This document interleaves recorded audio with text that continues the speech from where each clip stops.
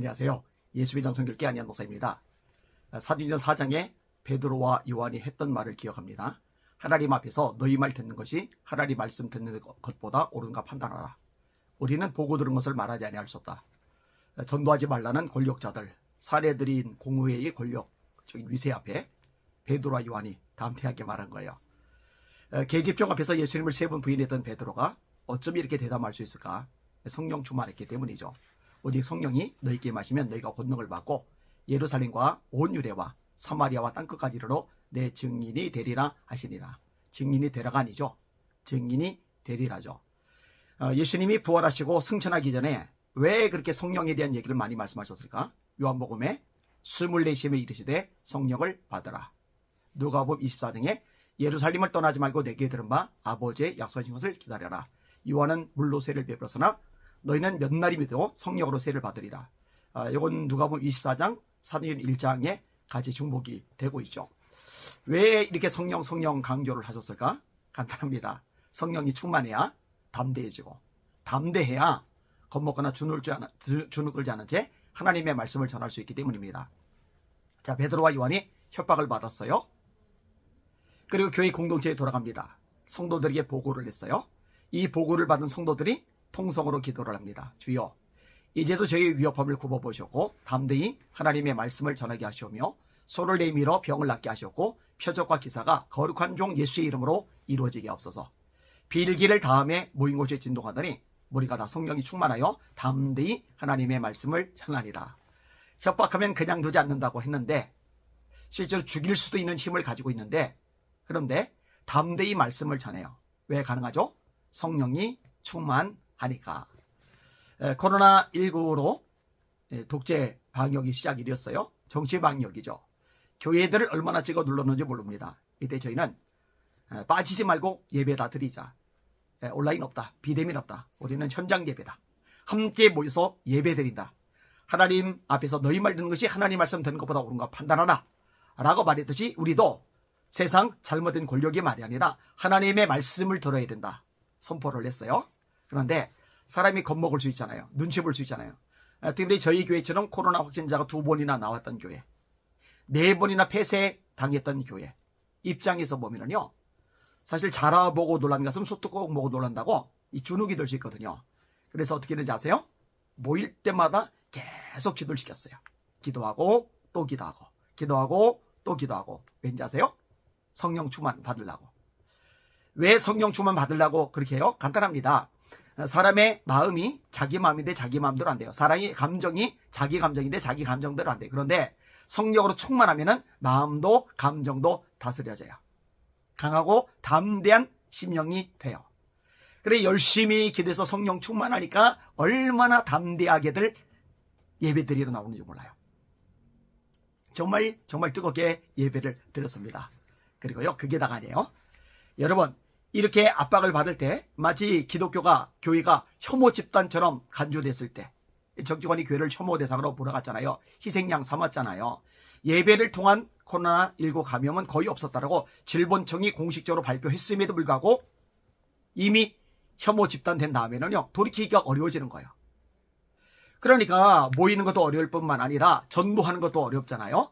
성도들에게 계속 도전했어요. 여러분, 이렇게 혐오 집단처럼 취급을 받을 때, 이럴 때 우리가 담대하게 복음을 전한다면, 전도하러 돌아다닌다면 하나님이 정말 기뻐하실 겁니다. 하나님께 인정받을 수 있는, 칭찬 들을 수 있는 찬스, 기회를 하나님이 우리에게 주신 겁니다. 그러니 전도합시다. 그랬더니요, 성도들이 흩어져가지고 전도하는 거예요. 얼마나 코로나 기간에 열심히 전도를 했는지 몰라요. 하나님께서 너무너무 기뻐하셨어요. 그리고 교회가 놀랍게 부흥했습니다. 재정도 놀랍게 복을 받았습니다. 성경 말씀이 맞아요. 눈물을 흘리며 씨를 뿌리는 자는 기쁨으로 거두리로다. 울며 씨를 뿌리러 나간 자는 반드시 기쁨으로 곡식단을 가지고 돌아오리로다. 우리가 서로를 행하되 낙심하지 말지니 포기하지 아니하면 때가 이름에 거두리라. 최근에 감동적인 기사를 하나 봤습니다.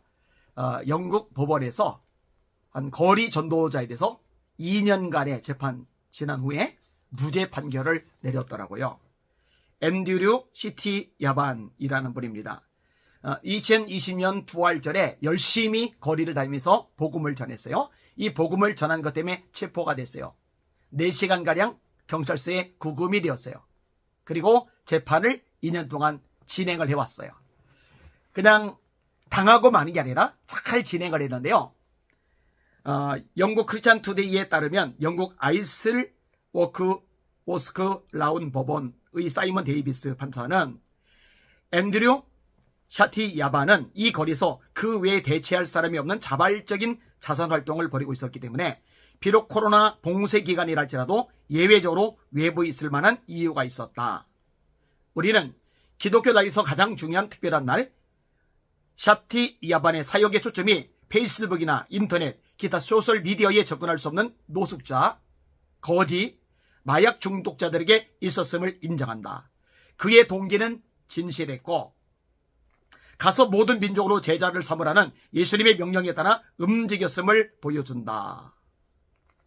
판사의 판결이 굉장히 은혜롭죠. 크리스찬 타임이라는 이 언론에 나온 기사요. 크리스찬 타임이 참 좋은 기사를 많이 내보내요. 이 내용도 굉장히 감동이 되잖아요. 가스펠 라이트 미니스트리에서 사역을 했던 분이더라고요. 앤드류 샤티야반. 이분이 이렇게 고백을 했습니다.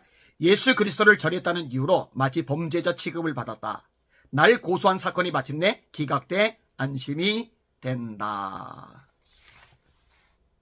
베드로가 생각나죠? 요한이 생각나죠? 하나님 앞에서 너희 말 듣는 것이 하나님 말씀 듣는 것보다 옳은가 판단하라. 우리는 보고 들은 것을 말하지 아니할 수 없다. 저는 이 코로나19 기간에 한국계 성도들이 이 말씀에 순종했으면 좋겠다 하는 마음이 간절합니다. 사실 초대교회는요, 매를 맞았잖아요. 야고보는 참수를 당했어요. 스데반은 돌에 맞아 죽었어요. 성도들 대다수는요, 도망자가 되어요. 당장 잠잘 방이 없어요. 당장 먹고 살 길이 막연해요. 낯선 땅에 도망을 갔으니 얼마나 절박합니까? 그런데 방을 얻느라고 동분서주해야 되는데, 직장을 얻느라고 일자리 찾느라고 먹고 사는 거 마련하느라고 동분서주해야 되는데, 흩어진 그들이, 도망자 그들이 무엇을 했는지 아세요? 전도를 해요. 예수를 전해요. 근데 나오는 말씀이 뭐예요? 주의 손이 함께 하심에 허다한 무리가 믿고 죽게 더하더라. 주의 손이 함께 하심에 허다한 무리가 믿고 죽게 더하더라. 그래서 안디옥 교회도 생겨납니다. 이게 초대교회입니다.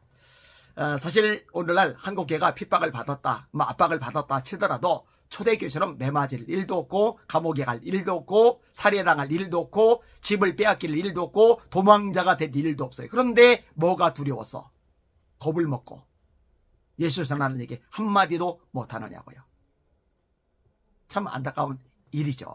참 가슴 아픈 일이죠. 우리 주님의 지상 명령이잖아요. 예수께서 나와 일러 가라사대 하늘과 땅의 모든 권세를 내게 주셨으니 그러므로 너희는 가서 모든 족속으로 제자를 삼아 아버지와 아들과 성령의 이름으로 세례를 주고 내가 너에게 분부한 모든 것을 가르쳐 지키게 하라. 볼지어다 내가 세상 끝날까지 너희와 항상 함께 있으리라 하시리라. 마태복음 28장 18절 이하의 말씀이죠. 마가복음 16장 15절 너희는 온 천하에 다니며 만민에게 복음을 전파하라. 믿고 세례를 받는 사람은 구원 얻을 것이요 믿지 않는 사람은 정죄를 받으리라.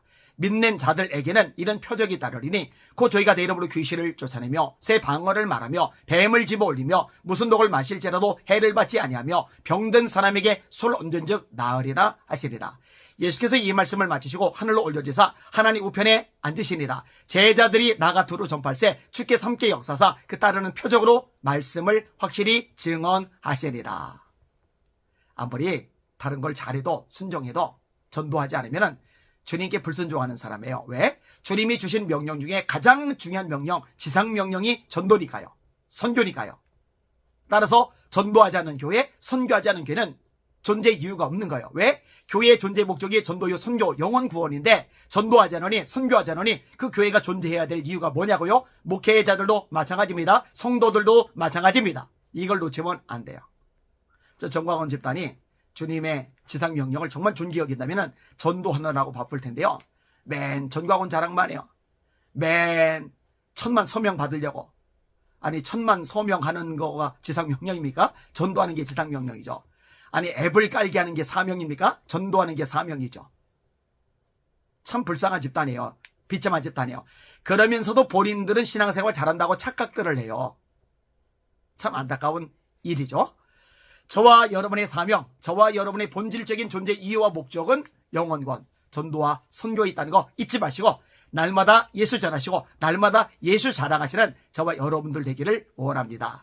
로마서 1장 16절이죠. 내가 복음을 부끄러워하지 아니하노니 이 복음은 모든 믿는 자에게 구원을 주시는 하나님의 능력이 됨이니라. 첫째는 유대인에게요 또한 헬라인에게로다.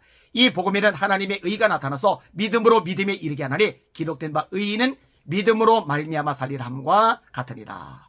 예수 사랑, 예수 자랑. 그래서 저와 여러분의 정체성이 되기를 소망합니다. 날마다 주님 바라보고 주님의 이름으로 전진하며 승리합시다. 할렐루야.